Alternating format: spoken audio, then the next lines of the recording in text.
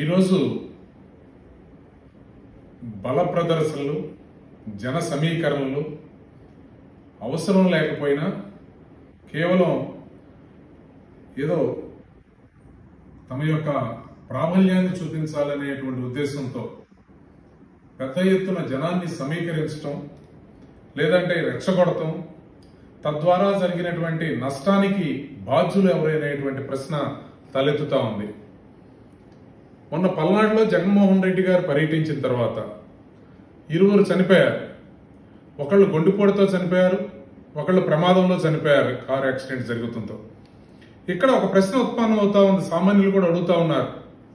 ఇలాంటిది సంభవించినప్పుడు పుష్ప 2 సినిమా జరిగినప్పుడు, ఆ సినిమాకి ప్రదర్శన కోసం వెళ్ళినప్పుడు ఆ సినిమా షోకి హీరో అల్లు అర్జున్ గారు వెళ్లిన సందర్భంగా తొక్కిసలాట జరిగిందని హీరో మీద కేసు పెట్టారు కదా. ఇక్కడ మరి బాధ్యుల్ని ఎవరిని చేస్తా ఉన్నారు, ప్రధాన కారకుల్ని చేస్తా ఉన్నారా లేదా, 2 చోట్ల ఎందుకు చట్టంలో వ్యత్యాసాలు ఉన్నాయి, వీటి కారణాలు ఏంటని అడుగుతా ఉన్నారు. వీటిని విశ్లేషించాల్సినటువంటి అవసరం ఉంది. ఈరోజు ప్రమాదం జరగటం ఒక ఎత్తు అయితే, ప్రమాదం జరగటానికి కారణం ఎవరనేది కూడా తెలుసుకోవాల్సినటువంటి అవసరం ఉంది. అసలు పదే పదే ఏ కార్యక్రమానికి జనాన్ని సమీకరించాలి, ఏ కార్యక్రమానికి జనాన్ని సమీకరించకూడదు, వచ్చినటువంటి జనాన్ని మనం ఏ విధంగా భద్రతగా ఇంటికి చేర్చాలి అనేటువంటి ఆలోచన కనుక చేయకపోతే ఏదో అటవక యుగంలోనో మధ్య యుగంలోనో ఉన్నట్టుగా ఏదో మందలుగా మనం జగనాన్ని తీసుకొచ్చేసి గొర్రెలు మనం ఏదో వాళ్ళ మానాలను వదిలిపెట్టేసి వాళ్ళు ఏదో ఒక విధంగా చనిపోతా ఉంటే చూస్తా కూర్చుంటే అది నాయకత్వం అనిపించుకోదు.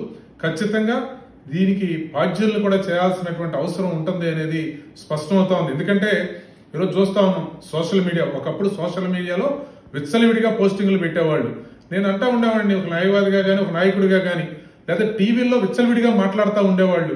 నాబోటి కొంచెం టీవీల్లో మాట్లాడేటప్పుడు, ఇట్లాంటివి సోషల్ మీడియాలో మాట్లాడేటప్పుడు సంయమనంగా మాట్లాడితే ఏదో నిదానంగా మాట్లాడతాడు, చేతగాని విధంగా మాట్లాడతాడు అదే అని చెప్పి మాట్లాడుకునే వాళ్ళు ఈ రోజు ఏమవుతా ఉన్నారు, ఎందుకు భయపడతా ఉన్నారు అంటే తప్పు చేశారు కాబట్టి. తప్పు చేయడానికి కారణమైన వాళ్ళు ప్రతి ఒక్కరిని శిక్షించాలని చట్టం చెప్తా ఉంది కాబట్టి.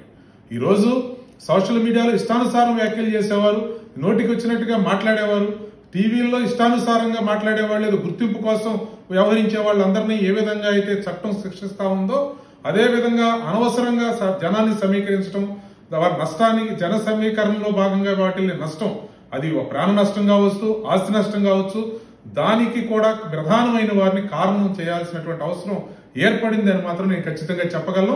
ఆ విధంగా కనుక చేయకపోతే ఇదేదో ఉన్న బల ప్రదర్శనలాగా ఏదో అటవిక యోగంలో కనుక ఉన్న మనం వేసుకుని తిరిగినట్టుగా ఉండటం అనేది కరెక్ట్ కాదు. ఇది సాంకేతిక పరిజ్ఞానం వచ్చినటువంటి ఈ కాలంలో మన యొక్క భావన వెళ్ళాలి, మన యొక్క ఆలోచన వెళ్ళాలి, మన యొక్క సిద్ధాంతం వెళ్ళాలి. మనం చేసే పనేంటో ప్రజలకు వివరించగలగాలి తప్పించి ఏదో వేలాది మందినో 10 మందినో డబ్బులు పెట్టి, లేదా కొట్టేసినటువంటి డబ్బులు, లేదంటే అవినీతి చేసినటువంటి డబ్బులు వాటి ద్వారా సమీకరించి వాటి చేయటం అనేది మాత్రం ఖచ్చితంగా నిరభ్యంతరంగా అడ్డుకోవాల్సినటువంటి అవసరం ఉంది. అది ఇప్పుడు మొదలవ్వాల్సినటువంటి అవసరం ఉంది అనేది భావన. ఎందుకంటే ఏ విధంగా అయితే సోషల్ మీడియాలో జరిగిందో, ఏ విధంగా అయితే టెలివిజన్ ఛానల్స్ లో ఇష్టానుసారం మాట్లాడే వారికి బుద్ధి చెప్పాలని చెప్పి ప్రజలు కోరుకుంటా ఉన్నారు, ఈ రోజు సామాన్య ప్రజలందరూ కూడా అదే కోరుకుంటా ఉన్నారు. అవసరం ఉన్నా లేకపోయినా ఉన్న రాజకీయ పార్టీల పేరు మీదుగా జనాన్ని సమీకరించడం, నాయకులు ఇష్టానుసారంగా బూతులు మాట్లాడటం, వాళ్ళని కూడా శిక్షించాల్సినటువంటి ఆవశ్యకత ఏర్పడింది. రఫా అన్న వాళ్ళని కానీ, ఇష్టానుసారంగా వాహనాలు నడిపే వాళ్ళని కానీ, లేదంటే మనం అందరినీ కూడా వెరిఫై చేయాల్సినటువంటి అవసరం కూడా ఏర్పడింది. ఇది అందరూ కూడా వర్తించాలి, తప్పేం కాదు. చట్టాన్ని సమానంగా వర్తించేసి ఖచ్చితంగా దీని మీద యాక్షన్ తీసుకోవాల్సినటువంటి అవసరం ఉందని మాత్రం కోరుతా ఉన్నాం.